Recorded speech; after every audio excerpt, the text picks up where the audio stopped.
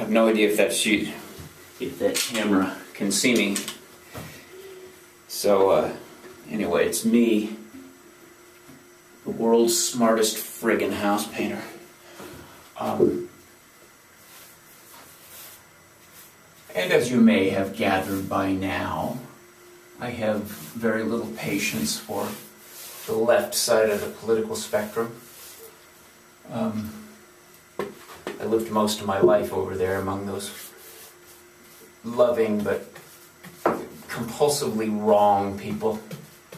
And I have one of the chief reasons that I really finally made the move was I got on Facebook a couple of years ago, and I just was stunned and mind blown by the absolute hatred that these people throw around.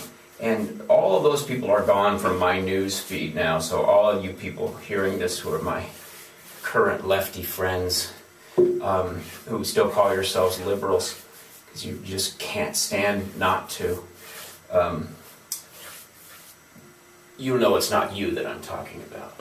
But it was just so amazing to me to see that just incredible anger and hatred and animosity and viciousness at just everybody that would oppose them, you know, what they consider to be their revealed wisdom of their positions. And it just really kind of stunned me at first. And I hung in there for a while, and I argued a lot and with people and debated. And at that time, I was still a voting Democrat. After a while, I just thought, God, I just want nothing to do with this kind of stuff. But I've been giving it a lot of thought lately about what is that hatred that's over there. And I'm going to explain my take on it. I think that over on the left-hand side of the spectrum, there's been this thing going on since the 60s made, you know, sort of sissy men into the go-to attitude. You know, it's been this pitched contest since then to prove who is the most pacifist, who is the most gentle. I mean, did we ever have a society where grown men lined up to measure how short their penises were? That's kind of what they're doing. It's like, no, mine's shorter than yours. I am more defenseless and passive than you. You know, it's just, as I shouldn't put it in those terms. I'm sorry, I'm crude sometimes. But it's true. Ever since we were in high school, there's been this movement toward the sort of demasculinizing of men. And I don't think it was as bad in the hippie years, because those guys were still, you know, going out and killing wild pigs and stuff, and the girls were still wearing sundresses, and it was okay for the guys to respond to such things. And, you know, there was a kitchen full of women cooking for those raggedy-ass men when they'd come in with their long hair and tan shoulders after, you know, beating something out of the wilderness to make a meal. There was a tribalism back then that was appealing to me when I was young, but this sort of schooled collegiate thing is a whole different movie. And people have been made to feel like it is not valid to hate anything. They really hate. They hate so much that it makes them want to kill hate. Especially people who want to kill things. They want them to be killed quickly. Let me move this along here.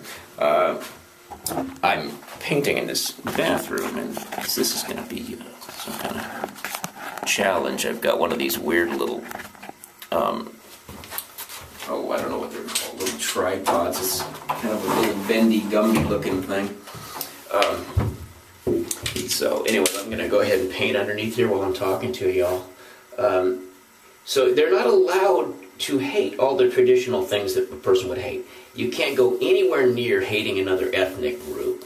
You know, you can't go anywhere near that because, oh my God, that is completely verboten. You can't make a Pollock joke, for instance. You can't even be legitimately angry at other people because you're supposed to be so passive all the time. You're supposed to be so enlightened, and that anger would be beneath you. And it's left the hatred muscles in a whole generation to go begging. There's no way to be expressed. And at somewhere along the line, they figured out, well, there is one group that we can safely hate and be angry at, and that is white men who are conservatives. We're allowed to hate them.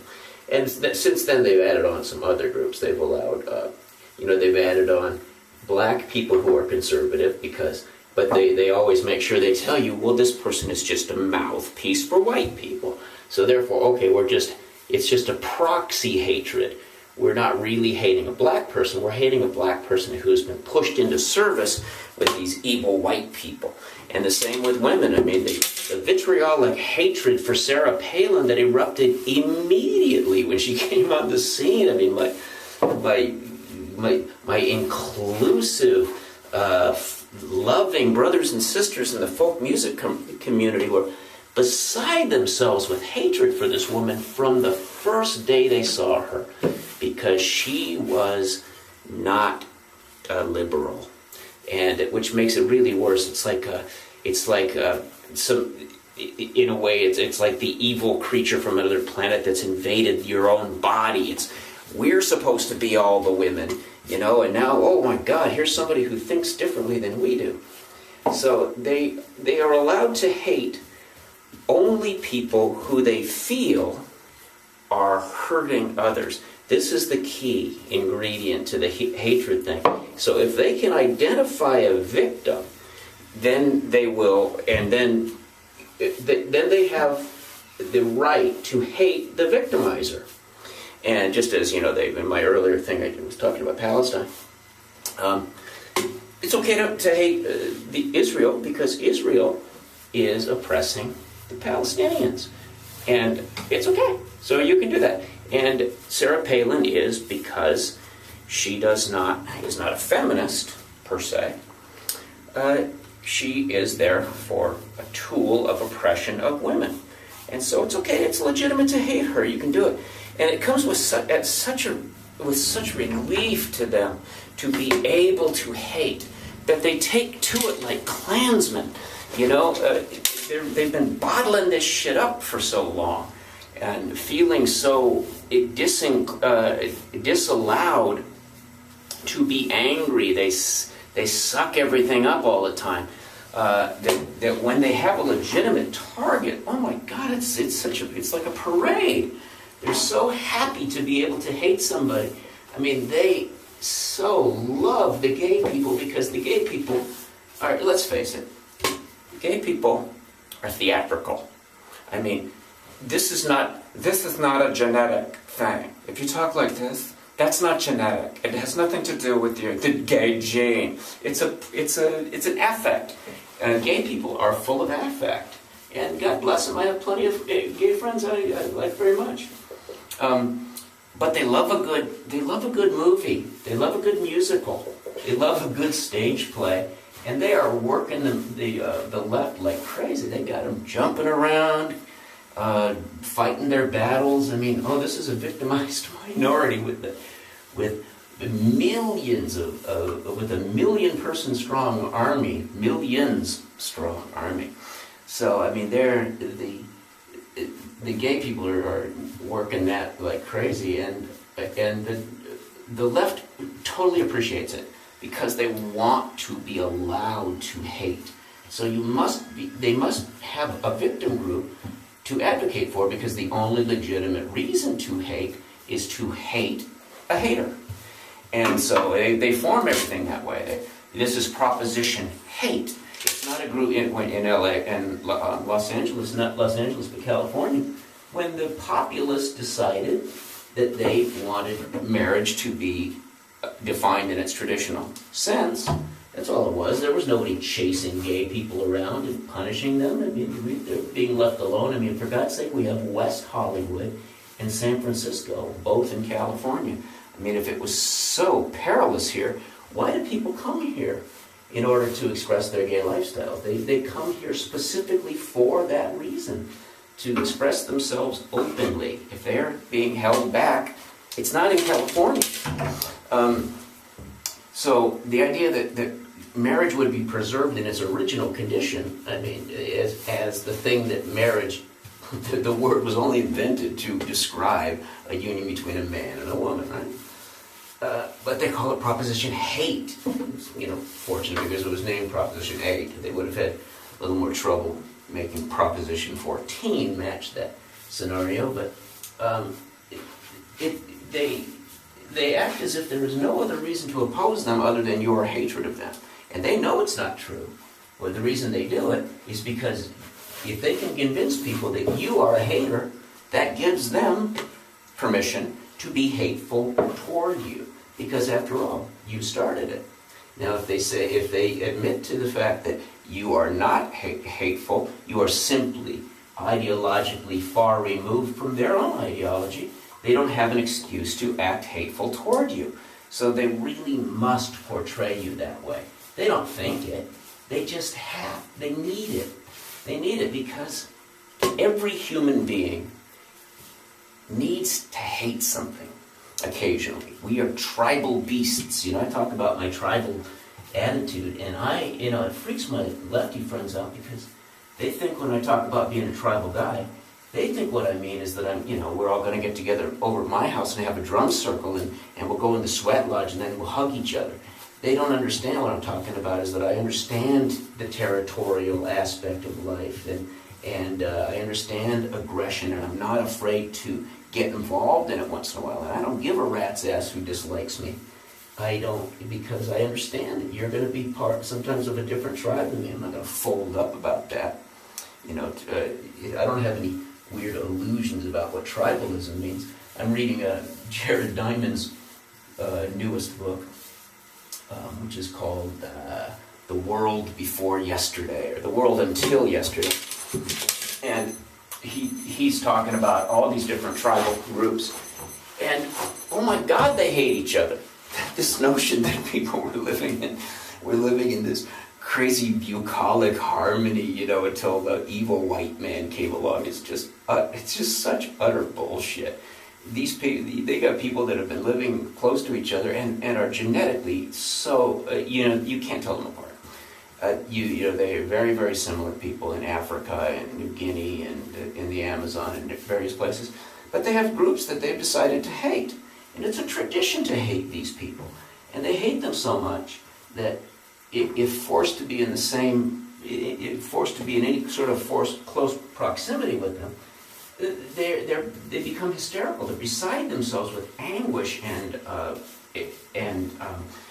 they're just freaked out. Such is their hatred for another group of people that they've had no contact with, or very, very little.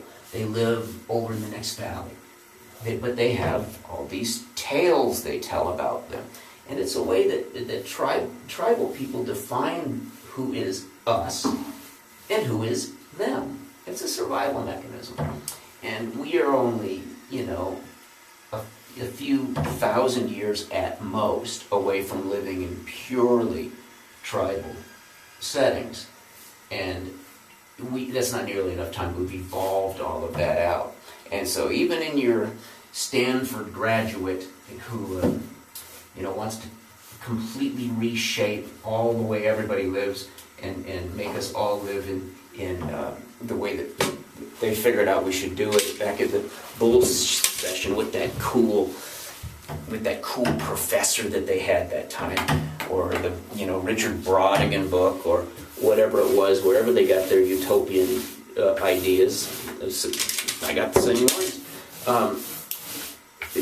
Those very same people who engage in a nonstop gentleness contest with everybody else and anybody else of their political persuasion, the ones who always want to one-up you in how concerned they are for the plight of, who you got this week, whatever the plight of the week is.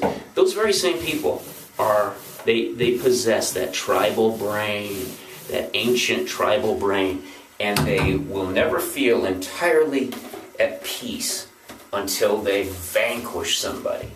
And you see them every day on Facebook, and they are going after their enemy, and they need you to be their enemy. They need very much to believe that you are a hateful motherfucker, because that allows them to be a hateful motherfucker, and nothing else will. Nothing else allows them that.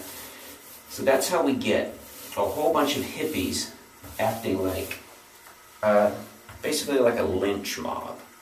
That's basically how we get there.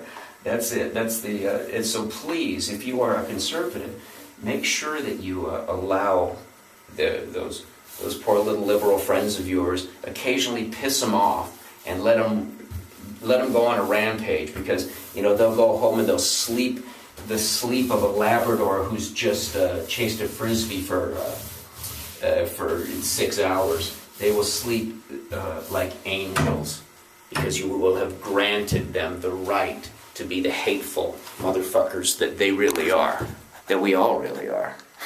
So if that makes any sense to you, hit subscribe.